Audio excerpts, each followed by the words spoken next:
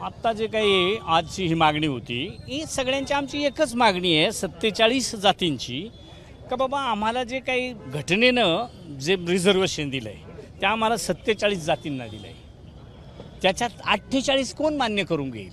आणि म्हणून सरकारला आम्ही एकच सांगत आलो आहे उद्याही त्याची म्हणजे मंगळवारी सोमवारी आम्ही कबूल केलं आहे काही तर समाजाने आमच्यावर रास्त रोष व्यक्त केला का तुम्ही सगळ्यांनी राजीनामे द्या पण बागुल सरांनी सांगितलं आमदारकीचे देऊ नका पक्षाच्या प्रमुखांकडे द्या आम्ही मंगळवारी सगळेजण राजीनामा देणार पक्ष प्रमुखांकडे का जेणेकरून तुम्हाला कोणाला आरक्षण द्यायचं ते किती द्यायचं ते सरकारने ठरवावं पण आमच्या आरक्षणाला कुठंच धक्का लागला नाही पाहिजे हे सरकारला आम्ही ठामपणे सांगणार त्याच्यासाठी आम्हाला काहीही करायची वेळ आली तरी आम्ही करू टोटल देतील टोटल अहो ते सर्टिफिकेटवरच आले तर कोण थांबल सगळे 25 देतील पक्षाकडं आमदारकीचा राजीनामा जरी दिला कोणताही राजीनामा म्हणून दिला एकाच पत्रावर आम्ही लिहू आणि देऊन टाकू सगळ्या पक्षवाल्यांना आम्ही 25नी जर मनावर धरलं तर सरकारच राहत नाही कोणतंही असेल तरी राहत नाही नाही घरचा आहेर नाही ना आम्ही सरकारमध्ये असो पण सरकार हे नंतर आहे आमदार हे नंतर आहे पहिला आहे तो समाज आणि मग आम्ही आदिवासी नाही तर आम्ही आदिवासी नसतो तर मी आमदार झालो असतो असं तुम्हाला वाटतं चालत नसतं असं म्हणताय की 25 राहिले तरी सरकार राहत नाही कसं राहिलं आणि कोणता पक्ष याला मान्य करेल का बाबा 25 गेले तर गेले कारण आता आम्ही 25 जाऊ पण 66 मतदारसंघात आमचे आदिवासी 50,000च्या वरचं वोटर आहेत 50,000च्या वरचे पण ते तर आदिवासीच आहेत ना लोकसभेचे खासदार पण आपल्या सोबत असणार लोकसभेच्या खासदारांना तसं तर मला वाटतं आज बोलवलं होतं का नव्हतं मला माहीत नाही पण ते राहतील आमच्याबरोबर काय हरकत नाही नाही ते नको आता ते नका काढू आज त्याचं चालू आहे आता काल अध्यक्षांनी सांगितलं का मी लवकरात लवकर जोही निर्णय असेल तो घेईल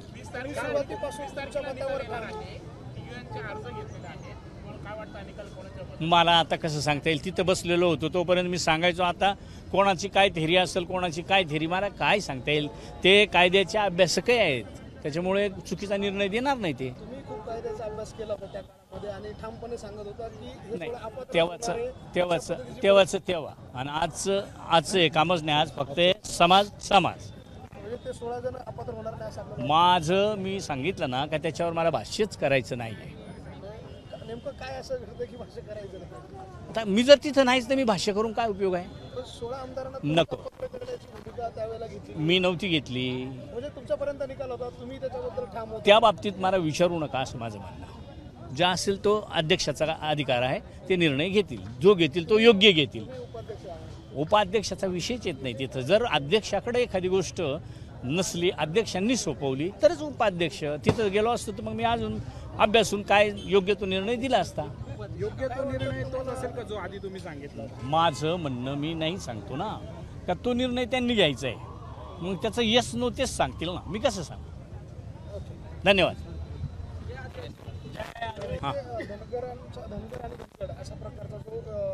वाद उभा केला जातोय काही नेते आता नाशिकमध्ये येऊन पुन्हा त्याच्यावरती एक सभा देखील घेत आहे उद्या परवा नाही लोकशाहीत प्रत्येकाला अधिकार आहे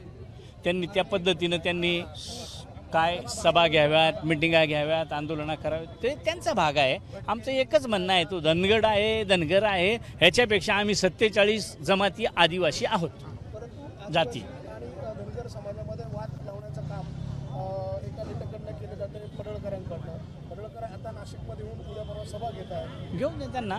पण आता लोक एवढी खुळी नाही राहिली काही तर स्टेजवर सुद्धा एकाने सांगितलं का हे राजकारणापुरतं आहे मग आमक्यानं समाज पेटवला त्या भरोश्यावर आमदार झाले आमकं झाले मंत्री झाले यांचं सुद्धा तसंच सांगितलं मग आता अजून कोणाला आमदार व्हायचं असेल तर त्यांनी ते केलं तर आम्हाला काय करायचं आम्ही आमच्या भूमिकेवर ठाम तुम्ही असं म्हणाला की एक मेट्रोमध्ये गेले तुम्हाला धनगर समाज आरक्षण मागणे की काय म्हणायचं होतं काय तुम्हाला इशारा दिला होता एक मेट्रोमध्ये गेले म्हणून धनगर समाज आरक्षण मागते असा दावा भाषणात तुम्ही बोलले की काय म्हणायचं होतं कुणाला असा इशारा आता मी वरून बोललो, मी धनगर बोललो,